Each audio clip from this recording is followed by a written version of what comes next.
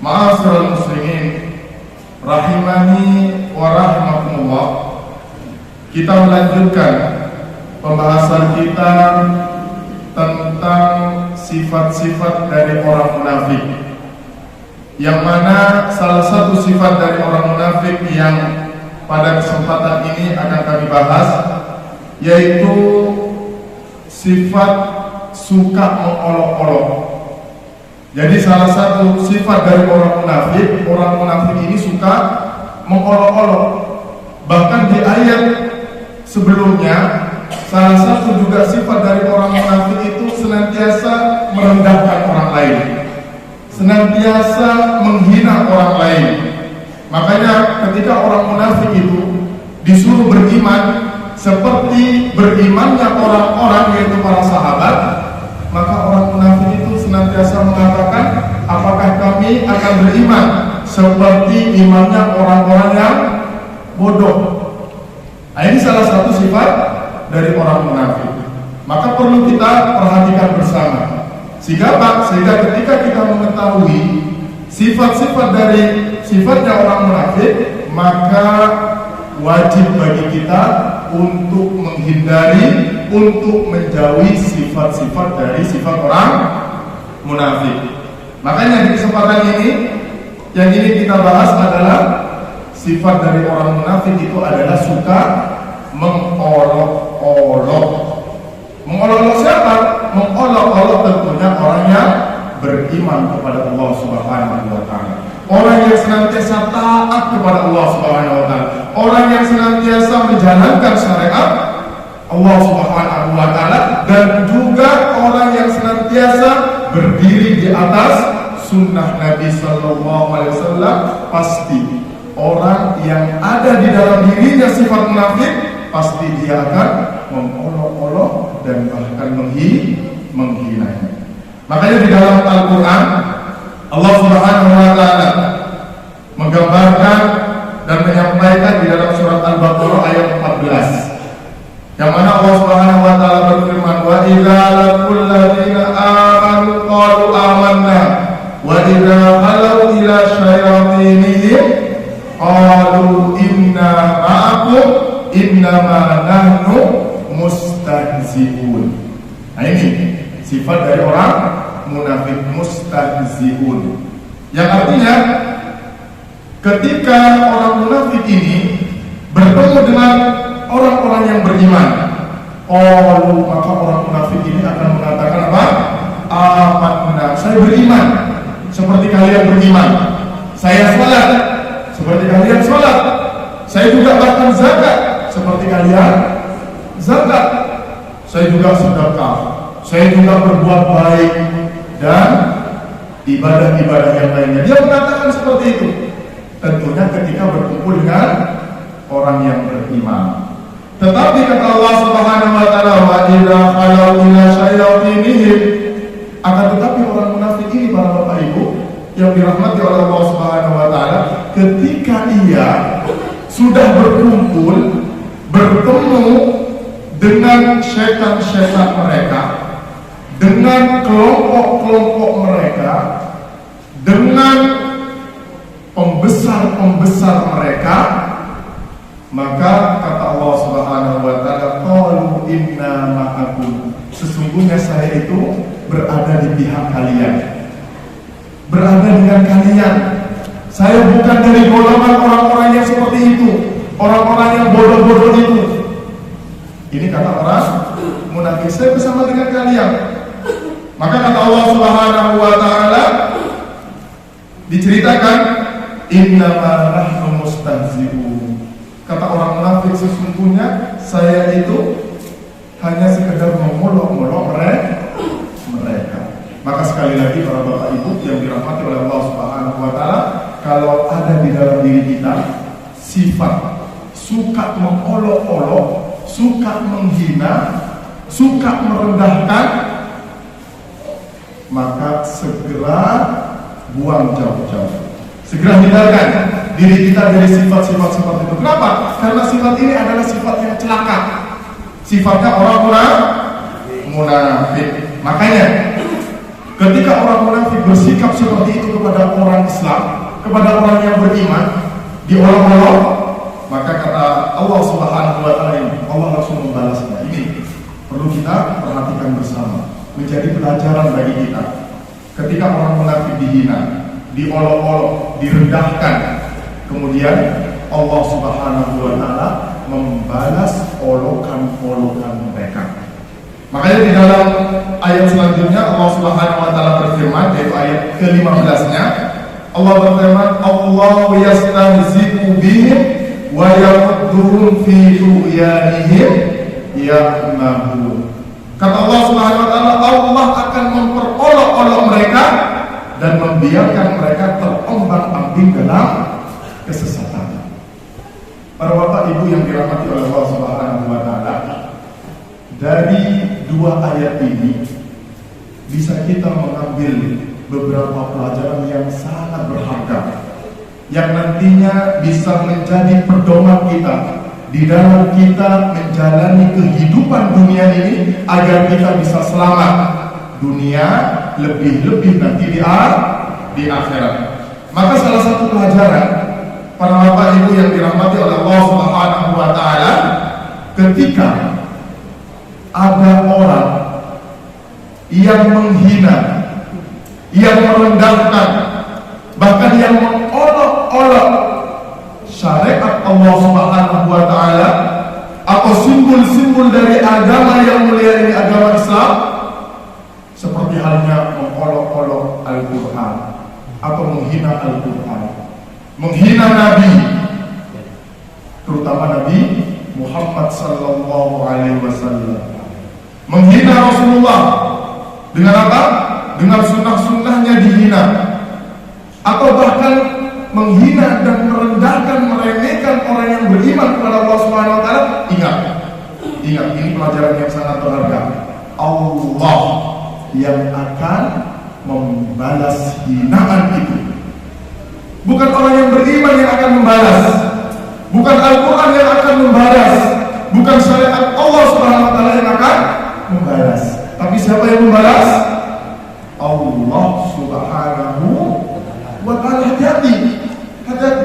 Maka para bapak ibu yang dirahmati oleh Allah Subhanahu wa taala, ketika ada orang yang menghina kita, maka kalau bisa jangan kita balas hina. Jangan. Kenapa? Biarkan Allah Subhanahu wa taala membalasnya. Dan Allah pasti akan membalas. Yang penting kita sudah sesuai dengan jalurnya, sesuai dengan jalannya, kita taat kepada Allah Subhanahu wa taala, menjalankan apa yang diperintahkan oleh Allah Subhanahu wa taala. Ketika masih ada orang yang menghina, merendahkan kita, mengejek kita, mengolok-olok kita, karena kita mungkin berada di atas syariat Allah Subhanahu wa taala dan sunnah Rasulullah sallallahu alaihi wasallam, kemudian banyak yang menghina, banyak yang mencaci, maka biarkan Allah yang akan membalasnya. Allah yang akan membalasnya.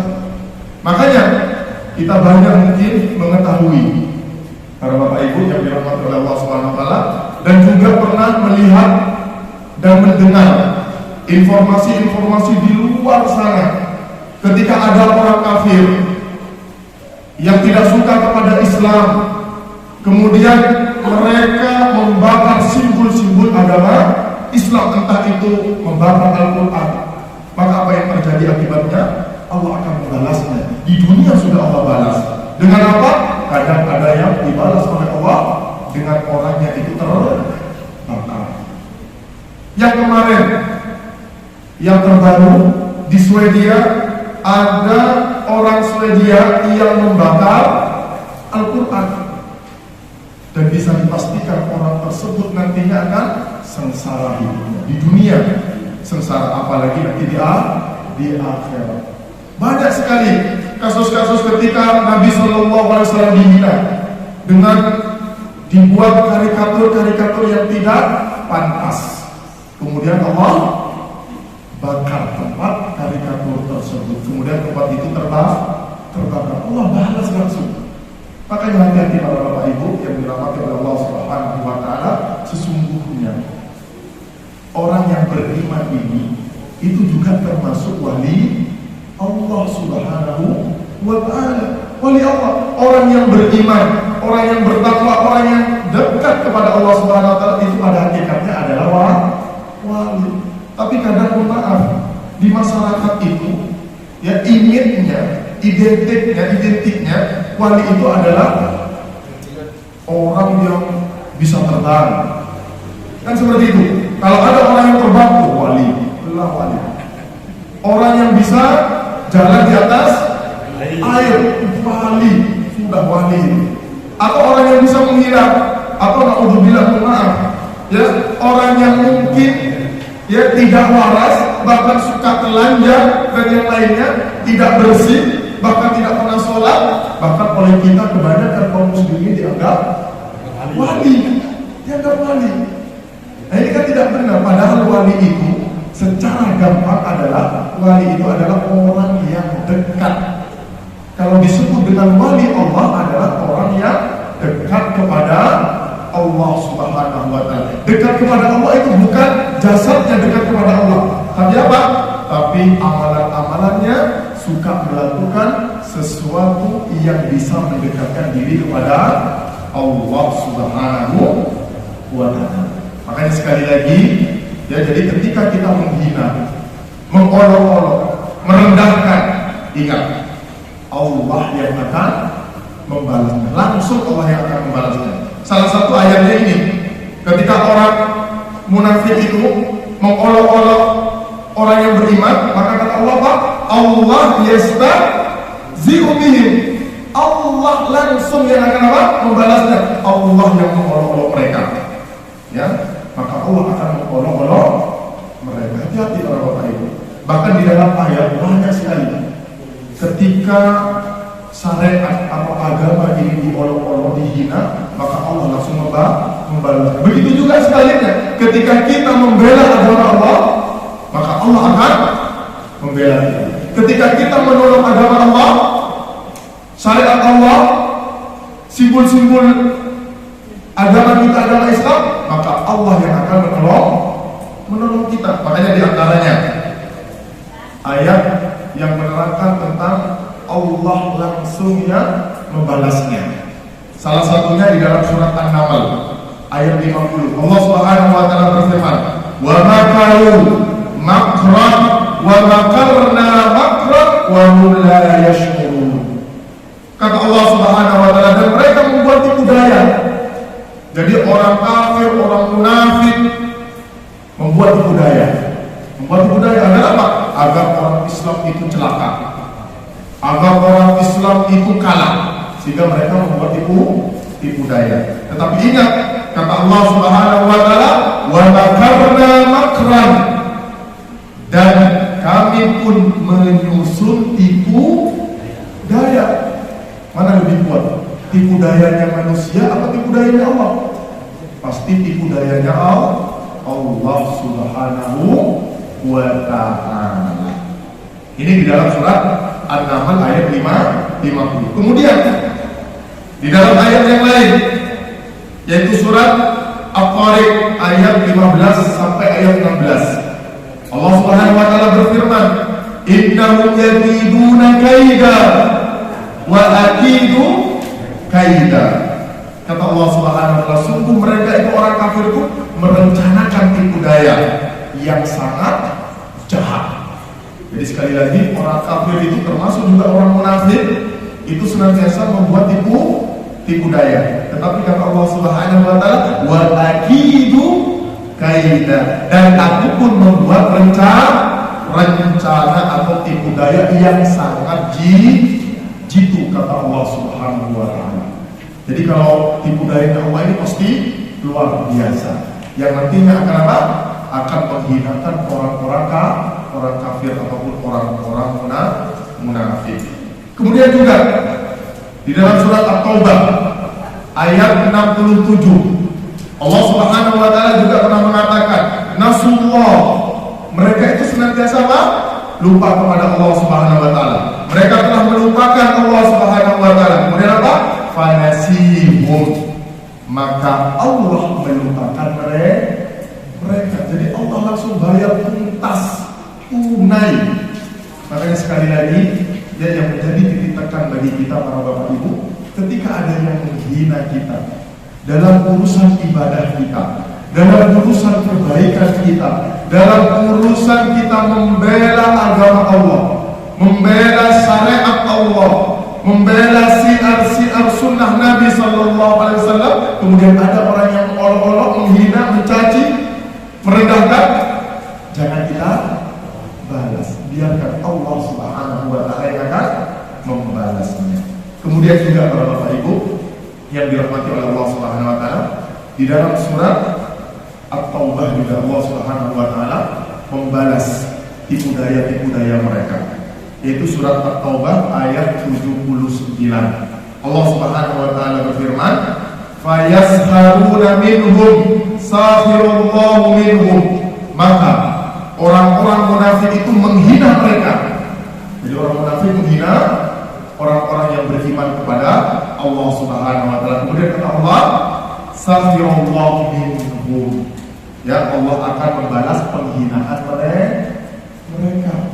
Ini Allah yang membalas. Jadi kita tidak usah repot, tidak usah dipikirkan, tidak usah mencari apa strategi cara. Betul mesin kok menghina orang Rukia. Coba yang menghina sengkok. Judul caranya sengkok ya. Saya bisa amalus kejahatan mereka. Mereka itu apa?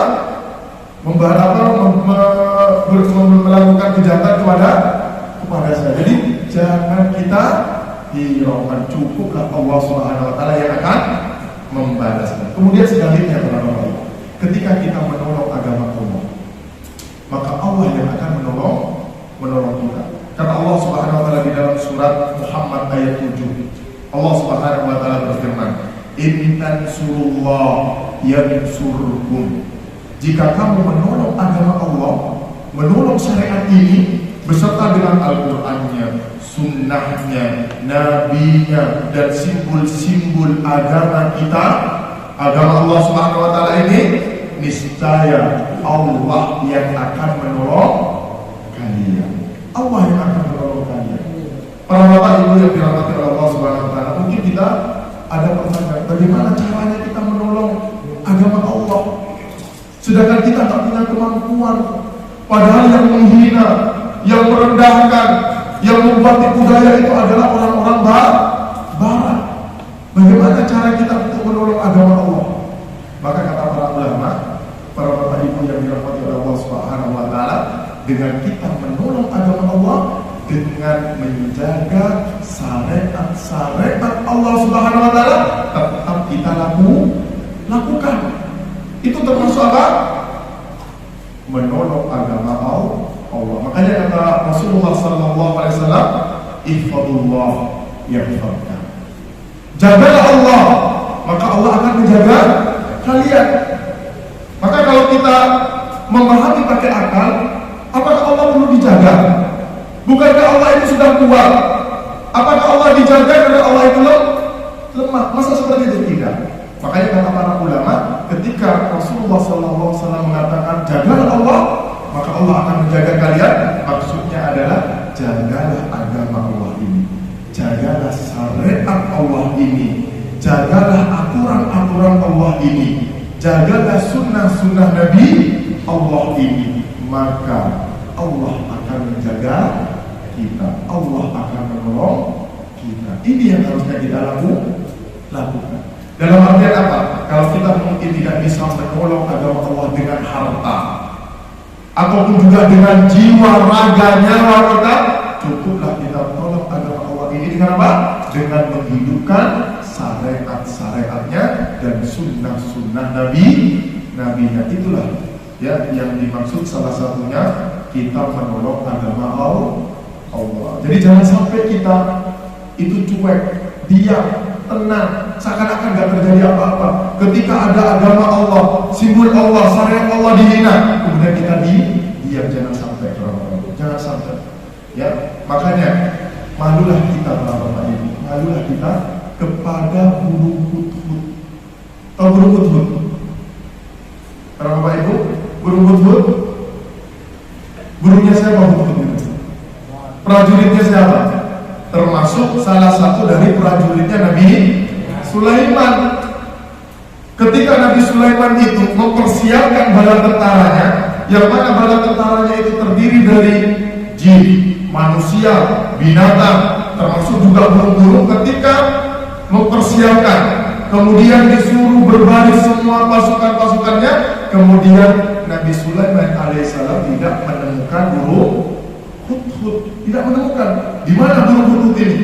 Karena tidak menemukan, kemudian Nabi Sulaiman itu mengatakan, kalau nanti burung hudhud ini datang, kemudian tidak membawa alasan yang dibenarkan, maka saya akan bunuh dia, maka saya akan adab dia, atau saya hukum dia. Kemudian ketika datang burung hudhud, para bapak ibu, maka kita harus malu. Burung hudhud datang, kemudian ditanya, dari mana Anda? Kemudian kata burung hudhud itu, saya ketika itu terbang, kemudian sampai di satu tempat, di satu negara, ternyata di sana penduduknya menyembah kepada selain Allah, menyembah kepada selain Allah.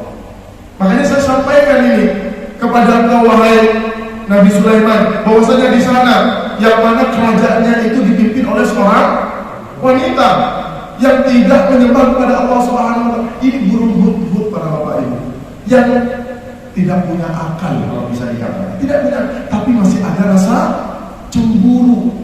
Rasa cemburu. Tidak sudi ketika ada di muka bumi ini ada orang yang masih bermaksiat, ada orang yang masih menyembah selain kepada Allah Subhanahu wa taala. Tidak ridho, para bapak, tidak ridho. Sampai diinformasikan kepada Nabi Sulaiman. Tidak cuek. Seandainya cuek, maka burung hudhud itu akan diam saja, sudah biarkan aja. Hak-haknya dia. Disebut apa? Maaf, toleransi, sudah biarkanlah. Agama dia, agama kita tidak. Selama kita masih punya kemampuan, maka kita tolong bantu jaga agama Allah Subhanahu wa ta'ala. Jangan sampai kita cuek, membiarkan kedoliman, membiarkan kemaksiatan yang ada di tengah-tengah kita, para bapak ibu. Para bapak ibu yang dirahmati oleh Allah Subhanahu wa ta'ala. Jadi sekali lagi, ketika ada orang yang menghina agama Allah, bahkan menghina kita orang yang beriman ini, yang berada di atas syariat Allah Subhanahu wa ta'ala ini, maka jangan dibalas. Biarkan Allah Subhanahu wa ta'ala yang membalasnya. Allah yang akan membalasnya. Dan ketika Allah membalas, para bapak ibu, maka balasan Allah itu ada dua. Balasan ketika di dunia, dan juga nanti balasan ketika di akhirat. Makanya di dalam ayat ini selanjutnya itu Allah mengatakan, wa yamudduhum fi tughyanihim ya'mahun. Dan Allah itu membiarkan mereka terombang-ambing dalam kesesatan. Nah, ini salah satu balasan Allah. Ketika ada orang yang mengolok-olok, menghina, kemudian Allah akan membalas hina itu, olok-olokan itu dengan apa? Dengan Allah membiarkan mereka terombang-ambing dalam kesesatan. Seakan-akan ketika ada orang yang mengolok-olok kita, seumpamanya, seakan-akan dia berada di atas kebenaran, padahal dia sebenarnya di atas kesesatan. Di atas kesesatan, terombang-ambing. Ya, ini ketika di dunia. Dan juga ketika di dunia Allah akan balas kontan juga dengan apa? Dengan musibah-musibah yang akan diberikan oleh Allah Subhanahu wa ta'ala kepada orang tersebut. Kenapa? Karena penghinaan, pelecehan, direndahkan atau diolok-olok itu termasuk kedzaliman. Dan kedzaliman itu, para bapak ibu, oleh para ulama disebut sebagai hutang. Jadi kalau ada orang yang mendolimi orang lain sebelum dia meninggal, maka orang itu akan mendapatkan kedoliman juga. Sebelum dia meninggal harus dibayar. Yang dulu pernah mendolimi orang lain, sebelum meninggal dia harus membayar kedoliman itu. Entah itu dengan banyak musibah, diberi berbagai macam penyakit, diberi berbagai macam musibah-musibah, ya, bala dan yang lainnya. Ini yang perlu kita ketahui, para bapak. Jadi sekali lagi, ya, jangan sampai kita melakukan sifat-sifat seperti sifatnya orang munafik ini. Di akhirat jelas orang munafik itu akan dimasukkan ke dalam neraka. Bahkan nerakanya itu bukan neraka yang ecek-ecek, bukan neraka yang di atas, tidak, tapi nerakanya yang paling bawah. Makanya kata Allah Subhanahu wa taala, innal munafiqina fid darkil asfali minan nar. Sesungguhnya orang munafik itu nanti ketika di akhirat akan dibalas oleh Allah Subhanahu wa taala, akan masuk ke dalam neraka, dan nerakanya itu neraka yang paling bawah. Kalau istilah kita dahulu ketika belajar di madrasah, beden dan keren. Pernah ingat orang apa itu? Dan munafik mereka degit nang akhirat dan neraka beden dan keren. Nyaman tak nyaman keren di orang-orang.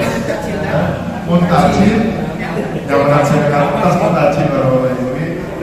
Para bapak, ibu yang dirahmati oleh Allah Subhanahu wa taala, ini yang pertama yang menjadi pelajaran bagi kita dari ayat ini. Ketika ada orang yang menghina, menindak merendahkan, mengolok-olok, maka Allah yang akan membalas. Allah yang akan membalas. Nah, maka menjadi pertanyaan bagi kita, ibu-ibu, bapak-bapak, cek sakit mas beden orang yang menghina kita, mengolok-olok kita, merendahkan kita, balas apa tak balas? Balas apa tak balas? Pakun balas. Pakun balas. Tak pasrah dekat Allah pasrah. Makanya kan beda kaucan yang natural, patenang beda apa? Beda Allah, patenang beda Allah. Tolong Allah saya ngatur kepi orang-orang ini. Balasan-balasan itu serahkan kepada Allah Subhanahu wa taala. Kemudian yang kedua, pelajaran yang bisa kita ambil dari ayat ini, bahwasanya setiap kejahatan, setiap keburukan, bahkan sebaliknya setiap amalan-amalan kebaikan kita, maka akan dibalas oleh Allah Subhanahu wa taala. Tetapi pembalasan Allah itu ada dua cara, ada dua macam. Kalau dalam pembalasan Allah Subhanahu wa taala kepada keburukan, kepada orang yang melakukan kejahatan, itu dibalas dengan satu. Dibalas dengan satu. Ya, dibalas dengan satu, sama. Dibalas dengan satu, tidak lebih dan tidak kurang, sama. Berdasarkan apa? Berdasarkan keadilan Allah Subhanahu wa taala. Makanya di dalam Al-Qur'an surat An-Naba ayat 26, jazaa'u wifaqa, sebagai pembalasan yang setimpal. Jadi kalau Allah ingin membalas kejahatan hambanya, maka Allah akan membalas dengan cara setimpal. Ini berdasarkan keadilan Allah. Allah tidak akan pernah menggolimi sama hambanya, sedikit pun Allah tidak akan pernah menggolimi. Jadi kalau kita mungkin melakukan kesalahan sekali, maka akan dicatat kesalahan sekali. Ini karena keadilan Allah. Begitu juga sebaliknya para bapak ibu, ketika Allah ingin membalas hambanya ketika melakukan kebaikan, maka Allah akan membalasnya dengan berkali-kali lipat, bahkan 10 kali lipat, bahkan sampai 700 kali lipat. Kenapa? Karena ini berdasarkan fadlullah, ya, karena keutamaan dan karunia Allah Subhanahu wa taala. Jadi Allah itu subhanahu, ya, sangat adil, sangat luar biasa. Jadi ketika ada orang yang melakukan kejahatan sekali, maka Allah akan catat sekali. Tapi ketika seorang hamba itu melakukan kebaikan, ketaatan satu kali, satu ketaatan, maka akan dilipat gandakan menjadi 10 kali lipat, bahkan 700 kali lipat. Nyaman apa tidak nyaman kan? Para bapak ibu yang dirahmati oleh Allah Subhanahu wa taala, makanya yang di dalam Al-Qur'an juga surat Ar-Rahman ayat 60, hal jazaa'ul ihsan illa al-ihsan. Tidaklah, ya, tidak ada balasan untuk kebaikan selain kebaikan pula. Dan ingat, kebaikan di sisi Allah itu sangat luas. Kebaikan di sisi Allah itu sangat luas. Ya, makanya ketika Allah membalas kebaikan itu karena fadlnya, karena karunia-Nya Allah, maha murahnya Allah, Allah akan apa? lipat gandakan para Bapak Ibu. Nah, makanya sebagai contoh, ini banyak di dalam hadis Nabi Sallallahu Alaihi Wasallam bahwasanya Allah itu akan membalas lipat. Ketika dia mengolok-olok, maka akan mendapatkan apa? Olok-olokan juga. Ketika dia mendolimi, maka nanti dia akan didolimi juga oleh orang atau oleh yang lainnya. Ya, pasti dia akan mendapatkan hal yang serupa. Tetapi sekali lagi, ini bukan, ya, istilahnya di masyarakat itu bukan hukum karma, bukan hukum karma. Ya, istilahnya kalau di dalam syariat kita itu al-jaza min jinsil amal. Balasan itu sesuai dengan amalannya. Kalau amalannya buruk akan mendapatkan keburukan. Amalan baik dia akan mendapatkan kebaikan. Tapi balasannya nanti akan berbeda-beda para orang. Jadi bukan hukum karma. Apakah ada hukum karma di dalam agama kita? Ada atau tidak? Ya, ulama lebih berpendapat tidak ada hukum karma. Kenapa? Kalau hukum karma yang dipahami oleh masyarakat, ketika ada orang tua melakukan kemaksiatan, melakukan kezaliman, nanti anaknya juga akan apa? Akan dizalimi oleh orang lain. Seperti itu atau tidak para Bapak Ibu? Kalau ada orang tua melakukan kezaliman, deki anak bekal, dolimi dia, pas sampai pada seorang di pabade keretaan, acap-acapan, gonta ganti cewek, cek kebaik mainan, cewek deki adi, alek bini, bekal deki alek bini dikitnya, alek bini berani bekal, kebaik mainan di seorang laki, berbeda saya ngerti kepada orang. Ada yang lihat seperti itu. Ini kan hukum karma katanya. Kalau menurut pemahaman masyarakat, padahal hukum karma di dalam agama kita itu tidak ada. Yang ada itu ada al-jaza min jinsil amal. Ya. Kenapa? Al-jaza min jinsil amal itu maksudnya apa? Kalau kita yang melakukan kebaikan akan mendapatkan kebaikan. Kalau kita melakukan kejahatan, kita akan mendapatkan kejelekan. Kita aja. Tapi kalau hukum karma itu seakan-akan kejelekannya itu nanti akan apa? Akan tertimpa kepada orang lain. Ini kan nggak benar kalau Bapak Ibu. Nggak benar. Kecuali dalam urusan ketaatan. Kalau dalam urusan ketaatan itu ada memang ayat ya di dalam surat apa itu? Surat Al-Kahfi. Ya. Ada orang kisahnya itu Nabi Musa bertemu dengan Nabi siapa? Nabi Khidir. Kemudian ketika Nabi Khidir itu merobohkan sebuah rumah, kemudian dibenarkan lagi, diperbaiki lagi, kemudian Nabi Musa mengatakan, kenapa dirobohkan kok dibenarkan lagi? Maka kata Nabi Khidir ketika di akhir perjalanannya, karena di dalam rumah ini tersimpan harta anak yatim yang mana orang tuanya itu soleh. Maka ketika orang tuanya itu soleh, maka insya Allah keluarganya itu akan dijaga oleh Allah Subhanahu wa Ta'ala. Jadi sekali lagi beda ya penerapan al-jaza min jinsil amal.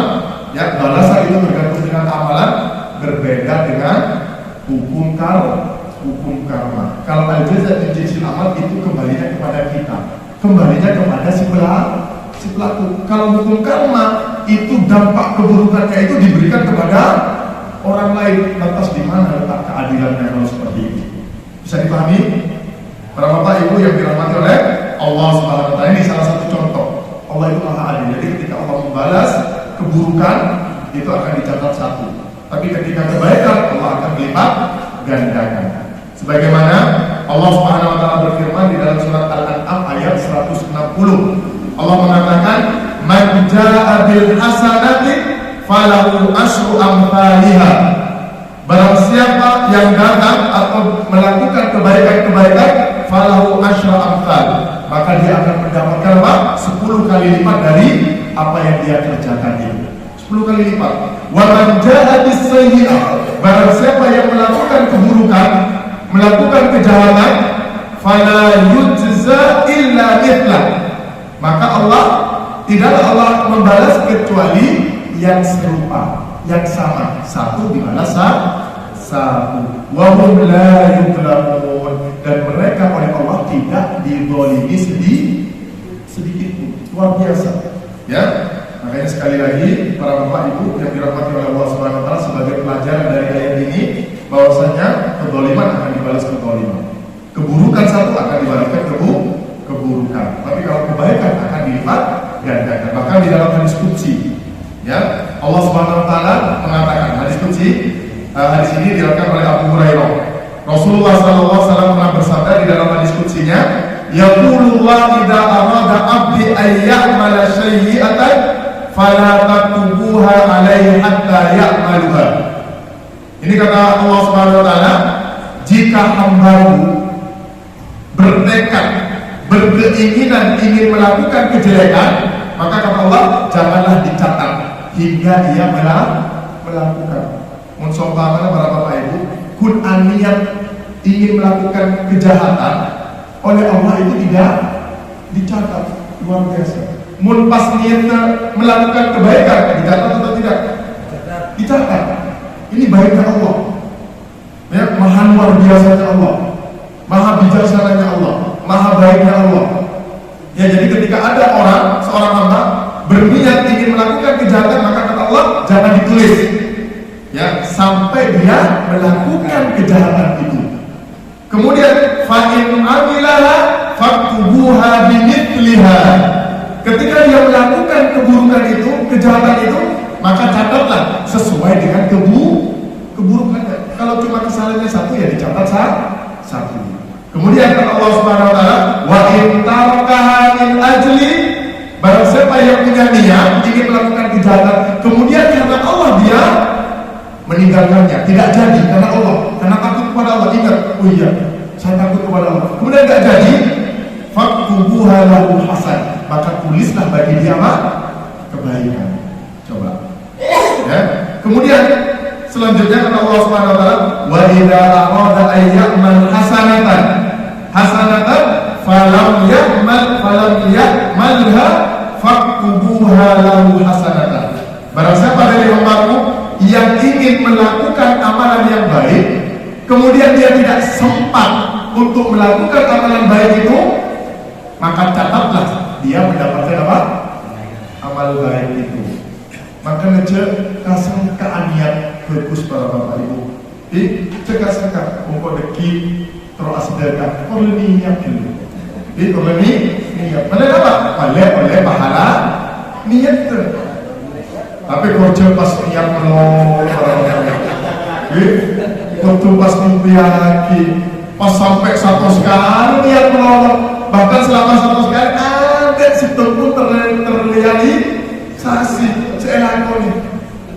Kok lagi kok tahajud kok bermalam kok tahajud bermalam sampai umur 12 sampai umur 9 ternyata ada bukan segala para bapak. Tak nafas seperti ini. Alhamdulillah. Daripada tadinya para bapak ibu ya, daripada tidak seperti ini ya. Ustaz niat dulu lah Ustaz. Apa haji koreksi bentar ya. Tak salah. Sedang kaki zaman ini niat apa? Tapi pas anime saya kuat, dekat pas berat para bapak ibu. Nah ini kan. Jadi wa idza arada ay ya'mal hasanatan fala ya'mala faktubuha lahu hasanah. Jadi ada seorang hamba yang dia niat untuk melakukan kebaikan, tapi dia tidak melakukan kebaikan itu, tidak jadi karena ada halangan dan mungkin ada udur, maka kata Allah, tulis dia satu kebaikan, tulis dia kebaikan. Kemudian fa'in amilah, apabila dia niat kemudian niat itu dilakukan, diterapkan, faktubuha lahu bi asyraf amsalha, maka tulislah bagi dia pahala 10 kali lipat, ila sab'imi'ati, sampai ke 700 kali lipat. Hadis ini diriwayatkan oleh Imam Bukhari dan Imam Muslim. Makanya sekali lagi ini menjadi kaidah di dalam kitab-kitab para ulama bahwasanya al-jazaa min jinsil amal, balasan itu besarnya, kecilnya itu tergantung kepada amalannya. Semakin berat amalannya, semakin besar pahalanya. Semakin berat amalannya, semakin besar. Semakin besar godaannya untuk melakukan amalan tersebut, maka semakin besar juga pahalanya. Semakin berat keadaan kita untuk melakukan ketaatan ibadah-ibadah kepada Allah, maka semakin besar juga pahala yang dia dapat. Contoh, dia dalam keadaan sakit, sulit untuk bisa datang ke masjid, tapi dia usaha untuk bisa datang ke, maka pahalanya lebih besar daripada yang sehat-sehat ketika pergi ke masjid. Jadi seperti itu. Mungkin hanya ini para Bapak Ibu, mudah-mudahan yang sedikit ini bisa menjadi tambahan ilmu dan bisa menjadi pelajaran bagi kita, dan mudah-mudahan kita bisa menghindari sifat-sifat dari orang munafik. Salah satunya apa? Suka menghina, suka mencela, suka mengolok. Mungkin aja ini, kurang dan lebihnya saya mohon maaf. Aku qouli hadza astaghfirullah li wa lakum fastaghfiruhu innahu huwal ghafurur rahim. Kita tutup dengan doa kafaratul majelis. Subhanallah wa bihamdika asyhadu an la ilaha illa anta astaghfiruka wa atubu ilaik. Wassalamualaikum warahmatullahi wabarakatuh.